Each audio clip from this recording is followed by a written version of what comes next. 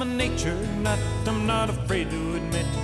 I'm wild about the wild things and I'm proud of it. I'm just a simple case, open and shut. No doubt about it, I'm a nature nut.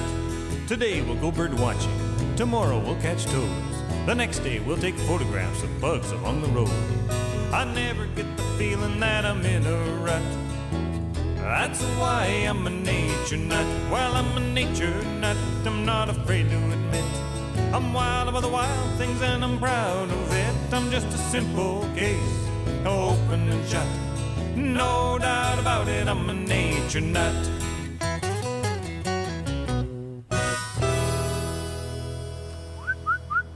Hello, Nature Nuts, how are ya? You know, I love pets, you know that, and I love dogs, but a lot of people have been pointing out to me that I've never appeared on the show before with a dog.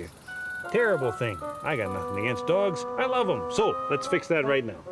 Come here, little doggy. Come here. How are you? Come on. Here, your audience is waiting for you. There, isn't that a cute little puppy? Hey. Oh, you're such a cutie. Oh, you're a little biter too, aren't you? Yeah, you see, I don't mind dogs. I love dogs. I love dogs. But today, I don't really want to talk about dogs. I want to talk about other kinds of mammals that we keep as pets. Strange kinds. I don't even want to talk about cats or guinea pigs or hamsters or any of that stuff. I want to talk about the weird ones. Not that you're not weird. You're especially got a weird nose. I like that. Anyway, back in your house. Back, go. This is not a show about dogs. No offense. There you go. I'll give you a TV so you can watch the show, even though it's not about dogs. Sit, stay, watch. Be a watchdog. Haha. There you go. On now, massive inventory blowout. All vehicles must go. Hi there! Say, when you're shopping for a used car, do you worry about running into a bunch of weasels? Well, come on down 5th Street and 5th Avenue. We'll get the weasel out of the way right off the bat. Yes, indeed, I've got some units to show you, and hey, I'd like you to meet Monk, the slightly pink ferret. Now, a ferret is indeed a genuine sort of weasel. Mustela is the Latin word. Latin for weasel. In plain English, it means a genuine, authentic weasel with all of the features, all of the options, and none of the fuss, hassle, or bother. These animals have been domesticated for more than 300 years. You bring your kids down, we'll get their picture taken with Monk. And yes, I know what you're thinking. Some of them do bite, some of them are nippy. That's why you want to deal only with the professionals when it comes to weasels or used cars. What do you say, Monk? Have you ever seen a vehicle like that one? I know what you're saying, Monkey. This is a car that almost no one can resist. Look at that thing, 300,000 miles on the odometer. None of the original parts have been replaced, been used only for city driving by a young teenage boy with a hormone problem. Yes, indeed, come on down 5th Street, 5th Avenue. We want to be your weasels.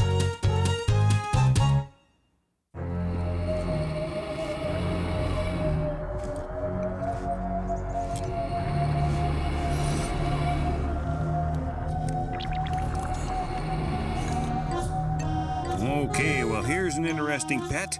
This is a hedgehog, and hedgehogs have become quite popular in recent times. I bought a book about hedgehogs to find out more about them, and I did notice when I opened the book, all the pictures in the book showed people holding hedgehogs with either towels or gloves on or something like that. So, yeah, I guess they can be fairly prickly little guys. They're, well, they've got modified hairs that turn into little spines, kind of like a porcupine, but they're not like a porcupine in the sense that they don't have barbs on them so they don't stick in your skin and stay there. They're just kind of pokey. They're part of a different group of mammals from the usual pets. The usual mammal pets are either rodents or carnivores like dogs and cats and ferrets. These things are insectivores, so you'll feed them a mixture of things like mealworms and cat food and things like that, and they seem to do fairly well, but they certainly do take a little bit of extra care. You got to know what you're doing. You can't just pretend that it's a regular kind of pet. You have to learn about it before you get into your hedgehog thing. They do take a little extra care, and you want an unusual pet, that's an unusual pet. African pygmy hedgehog. I think that's what they're called. Pygmy hedgehog? African hedgehog? I'm having trouble thinking in here because it's so warm. Next time I go for a hedgehog, I'm just gonna wear my regular civilian clothes, pick it up like a normal person. Go hog wild, as they say. Hedgehog wild.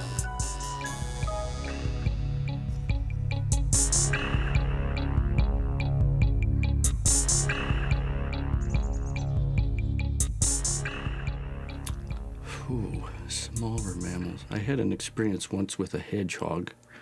When they first became legal, they were very popular, and I went to a pet store just to see what these things were like and to give them their permit so that they could sell these things.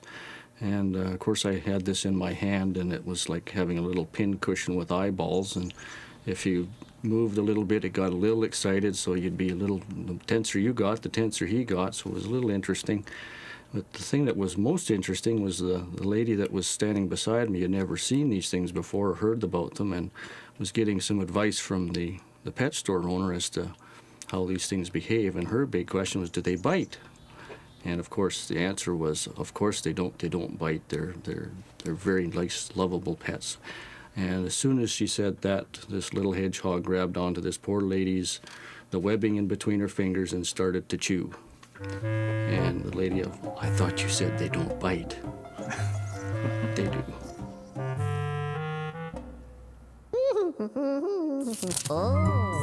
There are 14 species of hedgehogs alive today, but only one is available as a pet.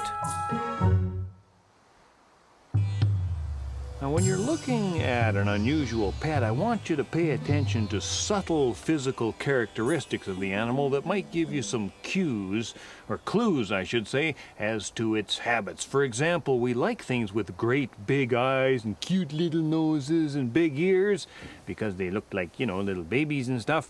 But those are usually features characteristic of what we call nocturnal animals, animals that are active at night when you're asleep.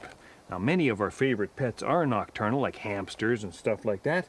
But here's a neat one. This is kind of a new one on the pet scene. Do you know what a sugar glider is? A sugar glider is a kind of a marsupial related to possums and things like that. It comes from Australia and Indonesia. And this is a male sugar glider. This is, what's your name again? Pinky. Pinky, the male sugar glider. And Pinky is just a cute little thing. Sugar gliders are, like I say, they're marsupials, and that means that the mother marsupial raises her young or keeps them in a little pouch in her belly until they're old enough to get out on their own. They're neat things, though, because they look so much like flying squirrels. They have a little gliding membrane between the front leg and the hind leg, but they're not related to flying squirrels at all. They're more closely related to possums. We don't know an awful lot about sugar gliders yet. If you have a sugar glider, you're going to have trouble finding a vet who knows a lot about their care and their nutritional requirements and so on and so forth, but I think they're awfully neat, and I'm hoping that they will turn out to be a popular pet that we do understand as well as we understand cats and dogs and critters like that. And like I say, they are nocturnal. They like it at night. They don't particularly like bright sunshine at all, and much more comfortable either coming out at night or coming out in the shade like we're doing right now. And if you like a pet that gives you a lot of exercise, you know, chasing it around on your back, this is the one for you. How's that? Sugar glider, anybody? Marsupials include sugar gliders, possums, koalas, wombats, numbats, Tasmanian devils, wallabies, and kangaroos. We had a fellow phone our office and advised us he had just moved from Ontario, and he brought his 2 pet Siberian tigers and was wanting to know what he needed for a permit, because he'd heard at Alberta you needed permits. Well, he was told by some of our staff here before I could talk to them that, oh, these things are illegal, you can't get permits. And by the time I had talked to him, he was very quiet. He didn't really want to divulge an awful lot of information as to where he was, but I managed to find out that yes, he brought them from Ontario. There were 2 Bengal tigers, and he was in a house and somewhere in North Edmonton, and that was about as much as I could get out of him. So for a couple of weeks I was, okay, now what do I do if I've got a tiger that's I might have to seize? So it's trying to find a place for it. How much do I give it for a drug if I have to put it to sleep? So very, very interesting 2 weeks.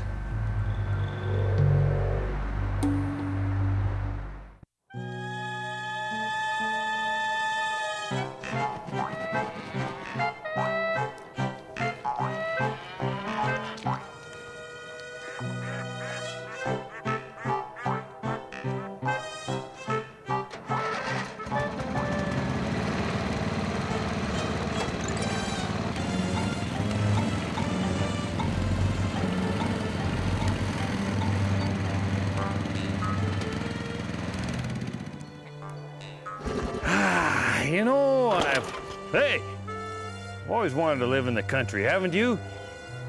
Because, you know, out in the country, they appreciate the value of smartness and a finely honed intellect. I think that's why country people have always been partial to pigs. Pigs are really smart critters, easily as intelligent as dogs, way more intelligent than cats. Oof. And city people are just starting to discover pigs now. Of course, in the city, you can't have a regular pig because they're too big, so you have to have a pot-bellied pig. And the pot-bellied pig, it's the same species as any other pig. It's just a small breed of pig. And they're just as intelligent and just as loving and just as witty and philosophical as any other sort of pig. And certainly because they have been domesticated for such a long time, we know a great deal about them. It's easy to find a veterinarian who's very, very good with pigs. And although I'm probably not going to get one myself, if you want my vote, I think that's a pretty neat, weird pet to have, a pot-bellied pig. You should check your local regulations before you pick one up. At least where I live, the rule is you can't have a pot-bellied pig in the city that weighs more than 10 kilograms.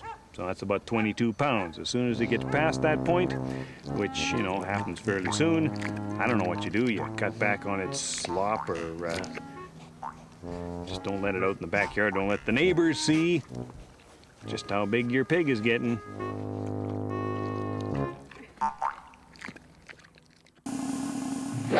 A really big pig of the bacon and ham variety can weigh more than 450 kilograms or close to 1,000 pounds. Oh, pet monkeys, those were fun. A number of years ago, we were licensing people that had exotic pets, and they had a certain amount of time to come down to our office to get them registered, which meant some photographs and some identifying and permitting and that sort of fun stuff. So we had some people that would bring their pet primates, and it was rather interesting when they showed up because the monkeys were obviously a little bit nervous about probably getting their picture taken or being out someplace new. And we had, I think, a spider monkey that didn't want to go have his picture taken. He basically lodged himself on top of the door jamb and wouldn't come down, and finally we managed to get him down the hall, but in the meantime he tore off all the maps off the wall. Didn't like his picture taken, and he didn't like it period, because when they left, he kind of left his little monkey deposits all the way down the hall as he left. I don't think I'd recommend primates for pets. Now, you might think that when you're outside, you're really surrounded by potential pets, because after all the pets we have right now were once wild animals, and there's so many appealing wild animals out there. I mean, when you think about it, the first person who kept a dog as a pet, other people didn't say, "My, what an unusual pet." They said, "Why are you keeping that thing alive? Why don't you just eat it?" But even though wildlife, wild animals, wild mammals, they're all kind of cute and interesting in their own respect, I'm going to avoid the topic of wild animals as pets here because, well, for one thing, in most places it's illegal to keep local wildlife as pets, not just to preserve wildlife in the wild, but also because we don't want people moving wildlife into places that it's, you know, where species are not native, spreading wildlife diseases. And that's a really good reason, by the way, not to let your exotic pet go. If you can't look after it, you might spread diseases. And also, you know, well, I mean, we're surrounded by mule deer here, and deer are a really good example of another problem. Oftentimes, people will find a young animal like a deer fawn huddled down in the bushes and no sign of the mother anywhere around, and they, "Oh no, it's been abandoned." And they take it into captivity and they find that they can't look after it and it dies a tragic death. And it was never abandoned in the first place. The mother was just out of sight, which is what mother deers do, and it was never a problem. So unless you find an animal that's actually been hit by a car or shot or something really tragic like that, best advice, don't fawn over those fawns. They're actually just fine.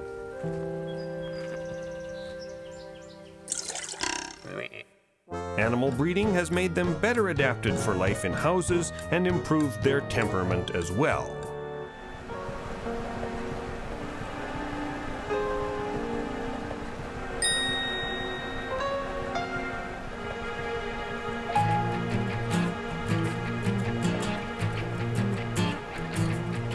Well, I was going to a second-hand pet store recently. My little guy wanted a kitty cat desperately. There was a sleek-looking critter called an ocelot. He came from South America and cost a lot. The book said if you train him, you might just get a pet him occasionally. But oh, it was not so. He turned out real mean, and we had to let him go. Creatures in your care. Let nature be your guide and be prepared. Just cute as a bunny, but let me warn you, honey, if you want a pet, and better wear a full-length rubber suit.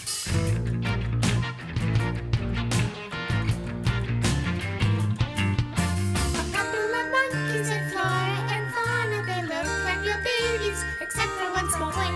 And they're 2 and 3, they'll be strong as you and me. And when you go out for some groceries, they'll rip apart the joint.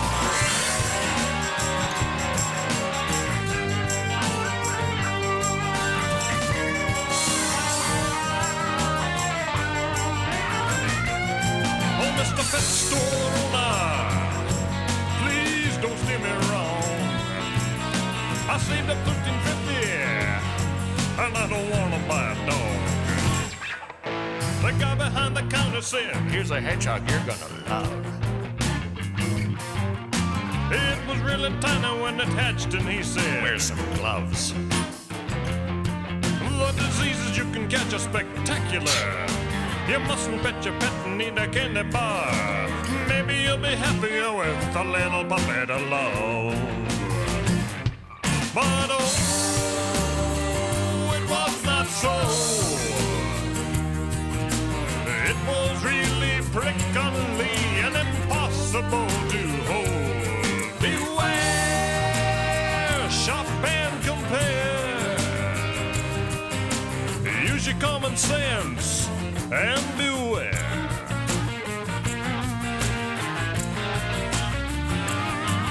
He's so cute and he seems to be looking at me. I just love the way he scratches his toes. The book says he eats only lemons and wheat. Would you feed him through a vacuum cleaner hose? Oh, Mr. Pet Store owner, I want my $67. You ferret ate my parrot, and I've had about enough. Oh, Mr. Pet Store owner, my money's almost gone. So if you got a healthy puppy, I'd be glad to give him a happy home. And here you can have this lemons and wheat back too.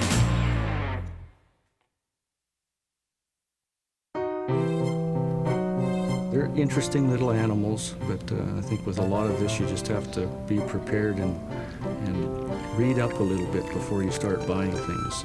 A lot of these things end up to be disposable pets. You get them for a while and they lose their novelty, and now what do I do with them? But I think it's, you have to be a responsible pet owner, know what you're getting into. You're responsible for this little guy, whatever he is. You've got to feed him and take care of him. He can't do it on his own, so I think if people are responsible, that's the way to go. A little to the right. Whoa, hey, okay, and then squeeze in a bit. Okay, hold on. Stay where you are. Perfect, hold that. Say cheeseburger.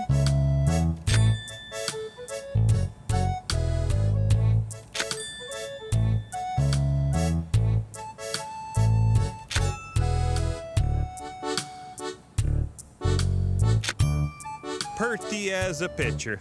Well, the way I look at it, the only real test of whether an unusual mammal makes a good pet or not is whether it makes a good pet or not. You look through the lens, the people are smiling, the critters are looking good, healthy, then it's a good thing. Okay, let's do one more. Hold it, hold it. That's looking good. Biff, watch yourself there. Okay, everybody in the middle a bit more. Don't move, we're looking good. Say cheeseburger. Hey, we got her.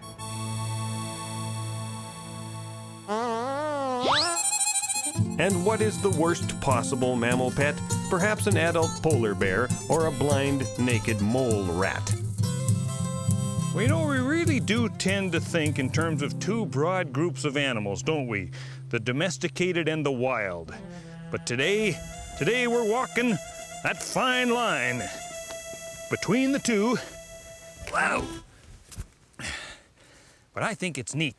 I think it's neat to think about the fact that maybe we'll never find a pet quite as good as a dog or a cat. But on the other hand, maybe we will. I mean, dogs and cats are fairly closely related. They're both carnivores. Perhaps we could find an insectivore like the hedgehog, or a marsupial like the sugar glider, or an ungulate like the pot-bellied pig. Hard to say. These are the kinds of questions that keep me fascinated, that make me a nature nut. And I hope you are too. See you again soon. I'm gonna go back to practicing my fence walking here.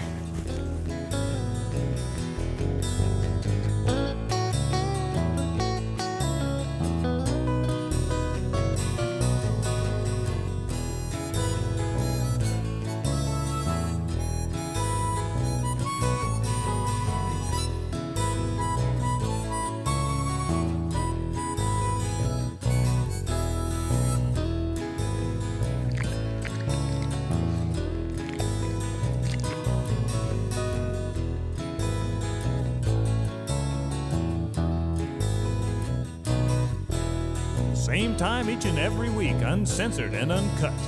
No doubt about it, I'm a nature nut. That's the original fan belt, punk.